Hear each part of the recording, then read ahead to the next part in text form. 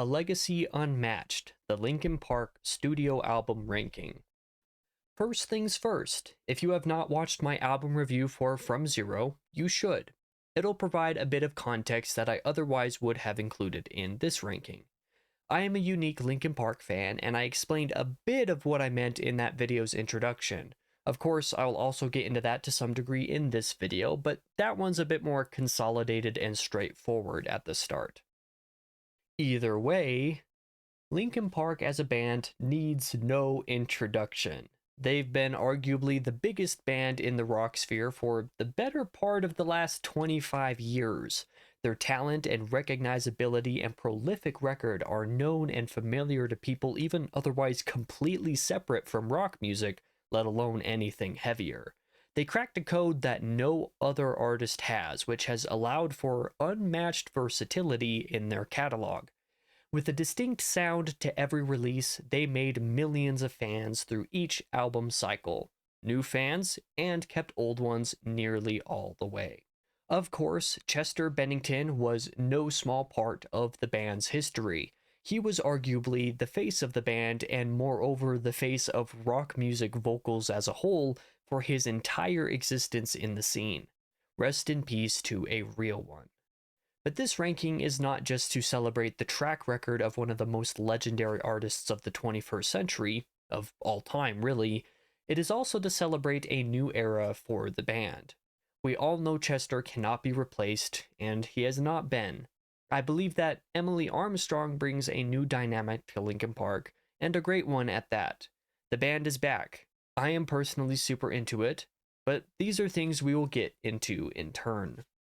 The point is, this video is a long time coming in some ways, but it's also a surprise. A surprise because I certainly did not anticipate they'd come back with a new vocalist. I especially did not anticipate that a new album would come with it. So when September 5th rolled around, both so recently and so long ago, the decision was made for me. I had to review the album, which is already done now, and I had to rank them all together. No better time than now.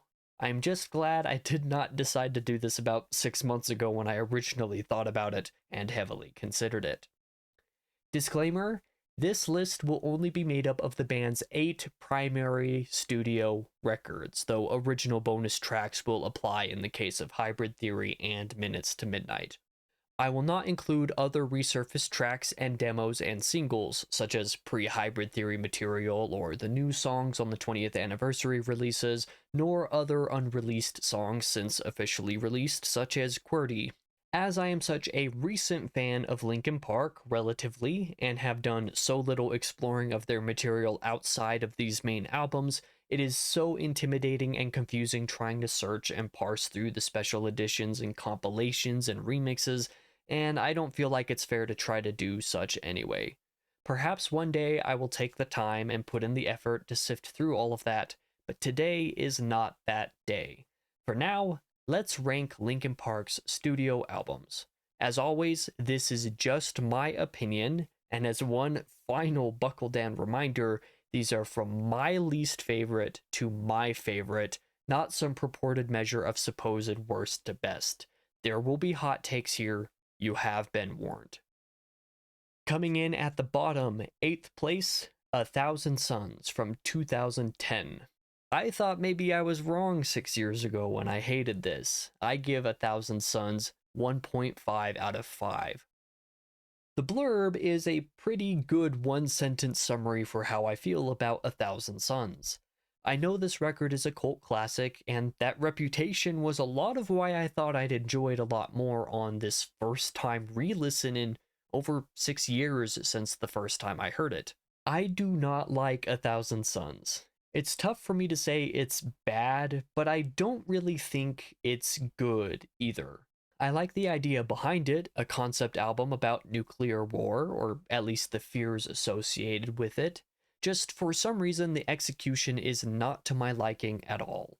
Hell, I can't even blame it on being so different from previous releases, although it is certainly the band's most experimental body of work to date.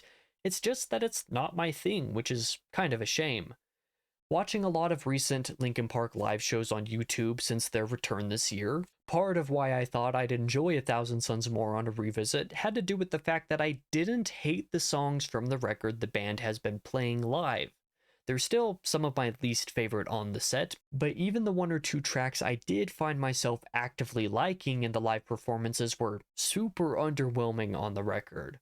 All told, I just don't really think A Thousand Suns has enough going for it. I think I remember telling myself several years ago I'd never listen to this one again because I disliked it so much, and I honestly kind of feel the same way now. I doubt I'll have a reason to come back to this full release at any point again in the foreseeable future. Standout tracks sort of include When They Come For Me and Waiting for the End, but both only in their live settings and versions.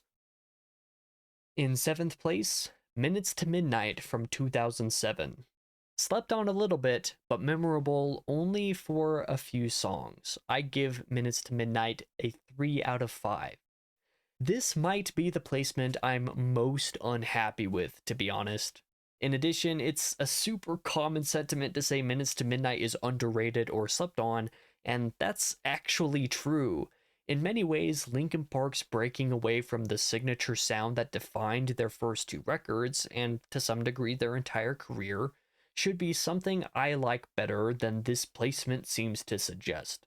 Minutes to Midnight is a really good album, and I greatly respect Linkin Park for breaking away from what could have been a relatively monotonous career writing the same album over and over. Even so, not everything on this one jives with me. In fairness, I can say the same with basically every single album these guys have ever made. Every Linkin Park album has at least one song I skip more often than not, or would be inclined to anyway. Minutes to Midnight just happens to be perhaps the biggest mixed bag from the band for me. Several songs are good, but not so memorable I'd replay the album a ton to listen to them. Several more songs just kind of miss the mark for me entirely. Not that I hate them, just that I don't like them. But the songs that are great on here are fantastic, better than anything on the next, I don't know, 2 or 3 albums in the ranking entirely. But due to a really stilted track ordering, I just don't think of this complete package as highly as I want to.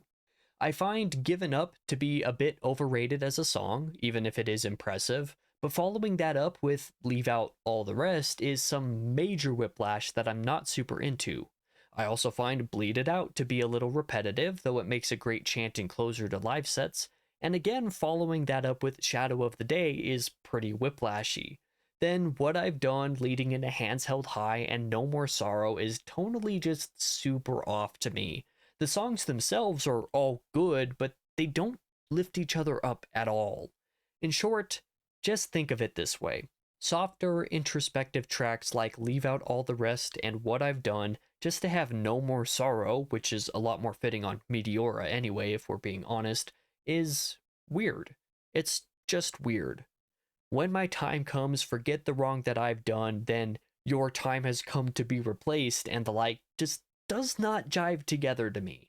The complete package of Minutes to Midnight is just a little too off-putting, both sonically and tonally, and even though the hits make it stand above some other albums in Linkin Park's discography, I simply can't put the release as a whole any higher without feeling like I'm snubbing literally all the others. I may be snubbing Minutes to Midnight in the process, but that's okay, I guess.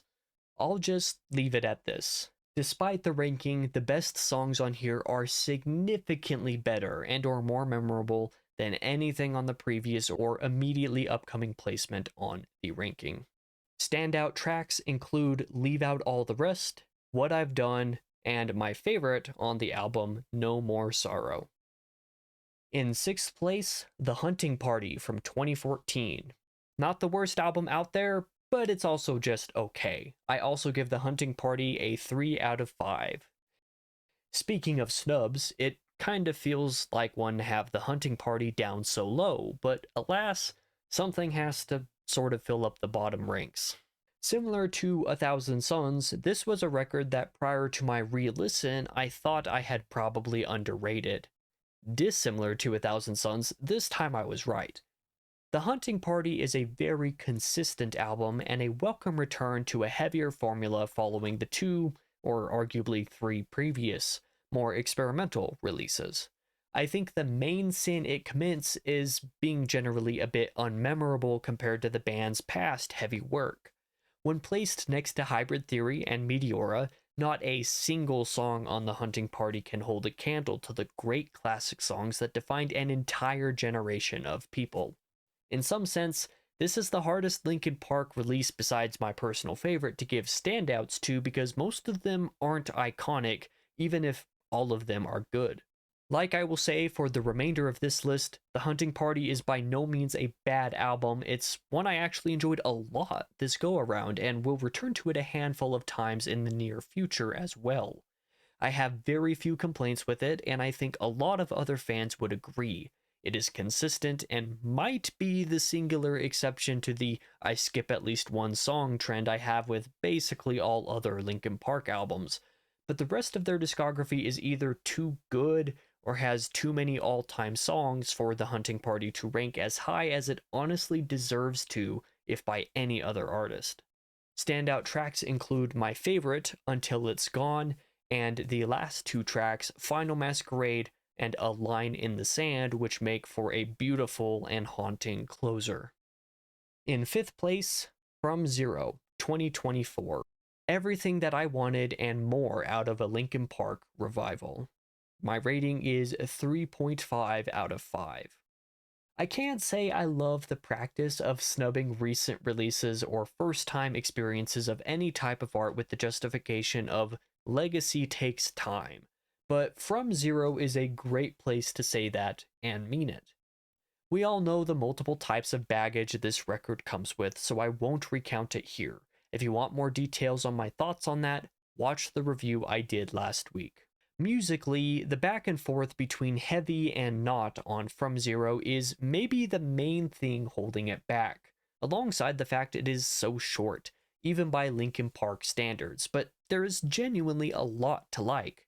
The single choices were honestly all great in their own way, and most of the deep cuts are at the very least respectably good. I love Emily's sound, and she fits on the album quite well. The last few songs are also a great way to round out and close the record while leaving the band open for expansion. It feels like callbacks to nearly all of their past work, while also feeling like a natural evolution of those sounds. It pays homage while also stepping forward, and I love it for that. That said, I can't rate or rank this as high as part of my brain wants to. Not yet. After only a handful of plays, it'll take time for it to really click into place, at which point I see it maybe overtaking the next item. Standout tracks include The Emptiness Machine, Heavy is the Crown, my personal favorite, Stained, and Good Things Go. In 4th place, Living Things from 2012. One my memory was definitely wrong about, and I'm glad to be corrected on. I give Living Things 3.5 out of 5.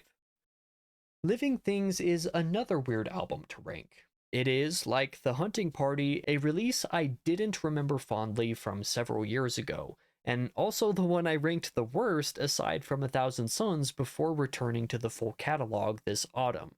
However, also similar to The Hunting Party, I find Living Things to be far more consistent than, say, Minutes to Midnight. It just happens to have the benefit of being something more in line with what I most enjoy from the band musically and vocally, plus some very iconic songs and earworms that for good reason remain on the live set lists to this day. Thus lies my justification for ranking it where I have. I must admit, however, there are a couple of songs that stick out like a sore thumb for me. Lies, Greed, Misery, and Victimized, and to a smaller degree, Skin to Bone, or even Until It Breaks, just don't seem to fully meld with the vibe for me. But even so, the album closer and the front half are generally so good that I'll come back to this one more often now than any previous entries of the ranking. Standout tracks include my favorite, Lost in the Echo, In My Remains, and Powerless. In 3rd place, Hybrid Theory from 2000. A legendary debut and one I frequently underrate. I give Hybrid Theory 4 out of 5. I can't lie, I have really struggled with where to place Hybrid Theory on this list ever since I conceptualized the discography ranking in the first place. It has the benefit of being one of the most iconic debut records ever written by any artist, and to say it put Linkin Park on the map would be an understatement. With instant classic songs featuring intense vocals and a lot of great riff forward songwriting, there's a lot to love here. But it's also clearly not my favorite Linkin Park. In fact, prior to giving the record a proper complete listen recently, I found I generally underrate Hybrid Theory quite a bit. I initially included it in 5th place on this ranking. As I'm sure I've stated with most records up to this point, every Linkin Park album has at least one, if not more, songs that I am inclined to skip more often than not.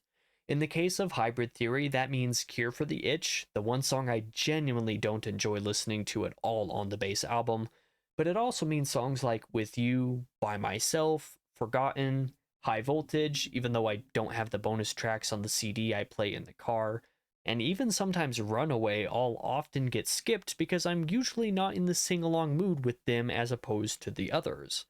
Obviously, that's not to disparage these songs inherently, since I did give the album a dedicated listen front to back, not in the car, for the first time in several years. I found the album to be far more enjoyable and consistent than my memory had somehow made it out to be. As such, Hybrid Theory obviously deserves a spot in the top 3. Tons of people still think they peaked here for a reason. Standout tracks include Paper Cut, One Step Closer, Points of Authority, and my favorite, In the End, which I know is a basic pick, but that's okay. In 2nd place, Meteora from 2003. Ain't no sophomore slumps around these parts. I give Meteora 4.5 out of 5. Seeing the first 2 albums back to back near the top of the list at least is far from my most controversial Linkin Park opinion. In fact, it's probably one of the most popular opinions here.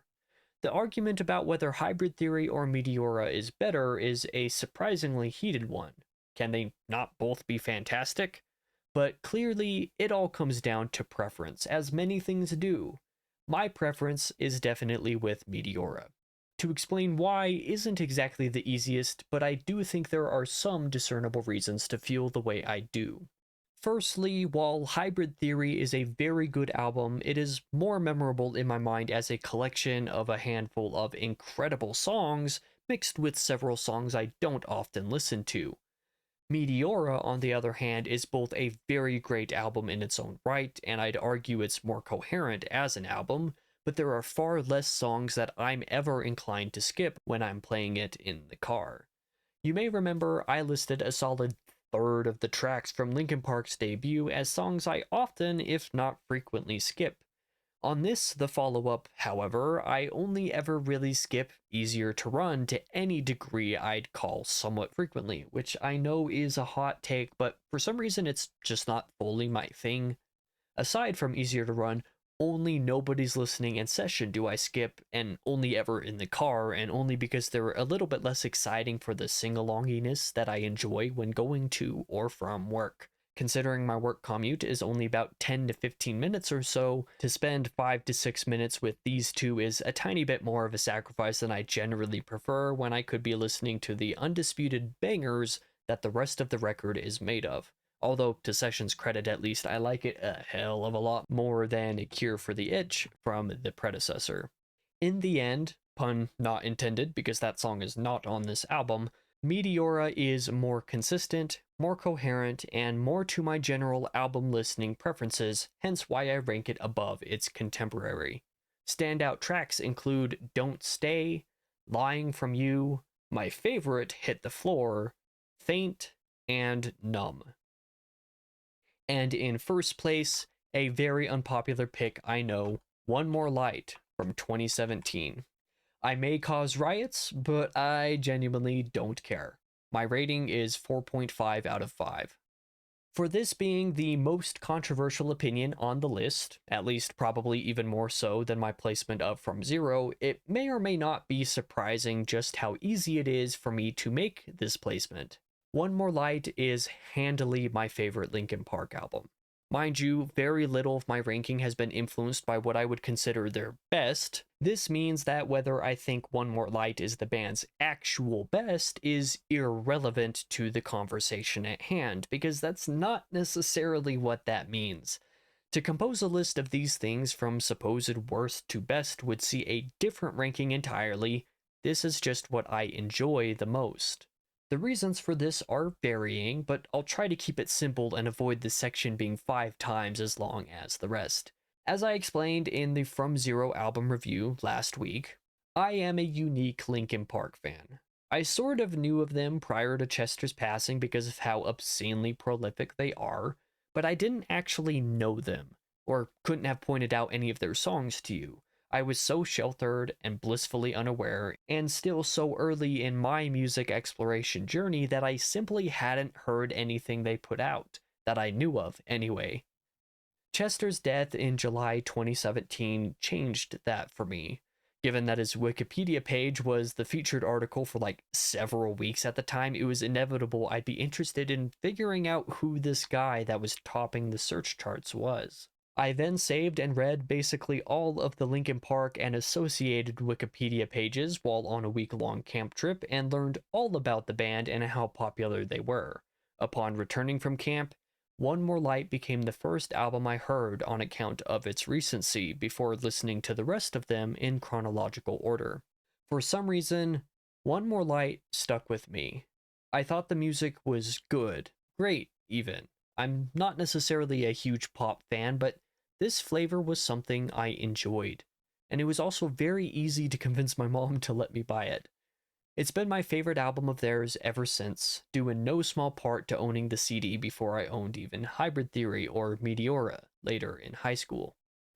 As such, One More Light became my go-to Linkin Park album and my go-to pop album besides. If I wanted something lighter, easier to sing along to, and that wasn't metal or punk or something, this was the album I returned to every time. I developed an intense adoration for it, and during my last couple years of high school, probably the worst years of my entire life, it was my emotional crutch.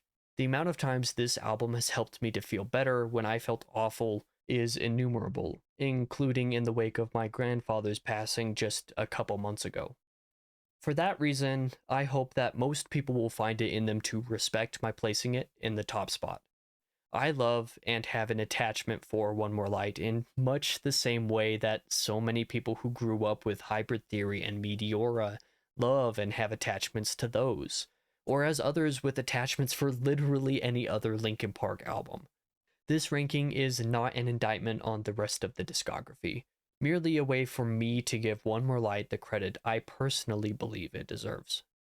Standout tracks include one of my favorites, Nobody Can Save Me, Battle Symphony, another one of my favorites, Invisible, which I actually performed a vocal cover of on my main channel once upon a time, but is now deleted, Heavy, Halfway Right, my third favorite on the album, and the title track, One More Light.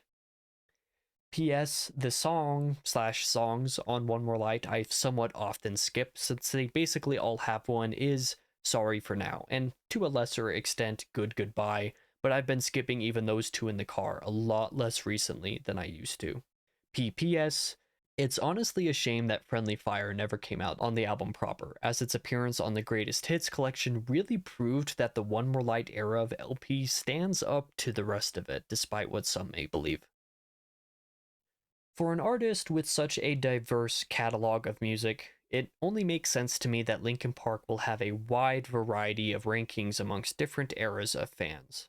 I know mine is comparatively a bit off the wall, but I felt like in the wake of a new album and era for the band, this was a good time to do this. Go ahead and let me know what you think and how you rank these albums yourself. Linkin Park is legendary, and I'd be supremely interested to see what kind of variety we can get here. Either way, thank you all for watching. I'm unsure now what my next music post will be, but I'll figure something out before too long. Whatever that is, and whenever it may be, I hope you'll be around so I can see you there.